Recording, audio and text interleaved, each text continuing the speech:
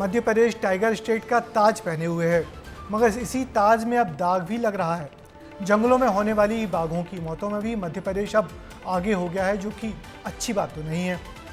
आमतौर पर तर्क दिया जाता है कि जहां ज़्यादा बाघ होंगे तो वहां बाघों की मौतें भी ज़्यादा होंगी, मगर 6 महीने में 23 बाघों की मौतों ने सरकार के, वन विभाग के और जंगल प्रबंधन पर बड़े सवाल खड़े कर दिए हैं।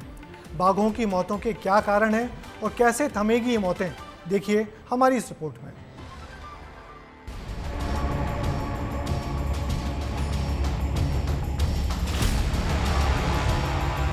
टाइगर स्टेट पर लगा बड़ा दाग। बाघों की मौत में नंबर 1 प्रदेश।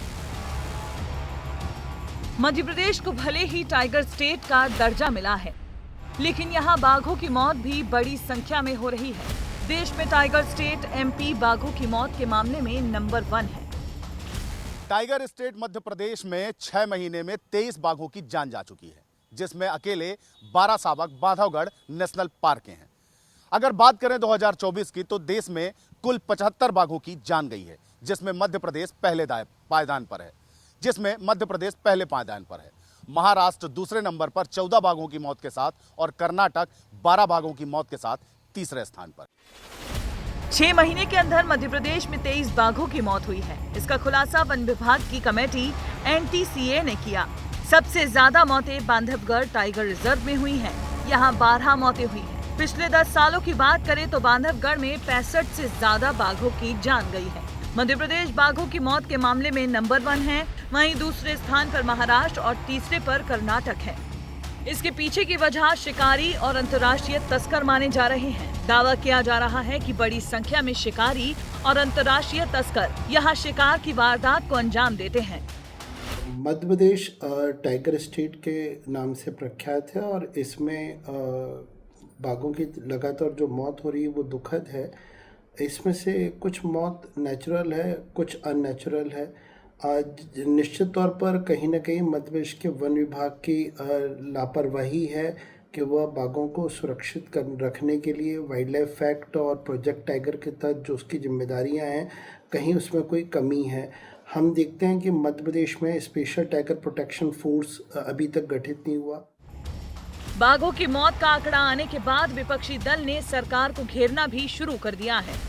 तो मध्य प्रदेश को पहले टाइगर प्रदेश के रूप में जाना जाता रहा, लेकिन भारतीय जनता पार्टी की 20 सालों की सरकार में ऐसा भ्रष्टाचार हुआ, ऐसी इवेंट वाली सरकार हुई कि 2024 की अगर बात करें तो अब तक यहाँ तकरीबन 23 बाघों की मौत हो गई है। और उस मौत के पीछे वजह क्या है? आपने सब एक इवेंट किया, मीडिया में ले जाने की कोशिश की, एक अच्छा इवेंट कर लिया, लेकिन उन टाइगरों की ना तो चिकित्सीय व्यवस्था, ना सुरक्षा व्यवस्था, ना उनके खान पान की व्यवस्था, वो सब सही नहीं हो पाई। पूर्व सीएम कमलनाथ ने भी ट्वीट कर निशाना साधा। उन्होंने कहा कि सरकार की उदासीनता से जहां तस्करों की मौज हो रही है, वहीं वन्य जीवों का जीवन संकट में आ गया है। कमलनाथ ने आगे कहा कि साल 2024 में देश में कुल 75 बाघों की मौत हुई, जिसमें से 30% मौतें मध्य प्रदेश में हुई हैं। वहीं बीजेपी इसे प्रदेश को बदनाम करने की कोशिश करार दे रही है। बाघों की मृत्यु प्राकृतिक कारणों से हुई है। असमय काल कवलित होने वाले बाघों की संख्या अत्यंत कम है और स्वाभाविक तौर पर वह भी एक चिंता का विषय है। सरकार उस पर विचार करेगी, लेकिन कांग्रेस इस प्रकार के आरोप लगा करके अपनी मानसिकता को प्रदर्शित करे। जिस कांग्रेस ने पूरे देश में बाघों के अस्तित्व पर संकट उत्पन्न किया था, वह कांग्रेस मध्य प्रदेश की सरकार के सफल बाघ संरक्षण के अभियान पर प्रश्नवाचक चिन्ह लगा रही है। यह कांग्रेस को जनता के सामने एक्सपोज करने वाला है। आरोप है कि बांधवगढ़ में शिकारियों और अंतर्राष्ट्रीय तस्करों की साठगांठ से बाघों की मौत का घिनौना खेल खेला जा रहा है। वन विभाग को कुछ शिकारियों के खाते में अंतर्राष्ट्रीय लेन देन के भी सबूत मिले हैं। अब देखना होगा कि सरकार इन आंकड़ों को कितनी गंभीरता से लेती है, क्योंकि अगर इसी तरह बाघों की मौत का आंकड़ा बढ़ता रहा तो वो दिन दूर नहीं जब मध्य प्रदेश से टाइगर स्टेट का तमगा छीन लिया जाए। ब्यूरो रिपोर्ट, विस्तार न्यूज। और ये तो आप भी जानते होंगे कि जंगल में बाघ का होना हमारे बेहतर पर्यावरण की निशानी है। बाघ ना होंगे तो जंगल नहीं बचेंगे, जंगल नहीं होंगे तो बारिश नहीं होगी, और बरसात नहीं होगी तो खेती नहीं होगी, और खेती नहीं होने से हम आप सब खुश नहीं रह पाएंगे। इससे जंगल में बाघ का रहवास और उसकी हिफाजत करना हमारा आपका सबका कर्तव्य है। बाघों की इन मौतों को रोकना होगा।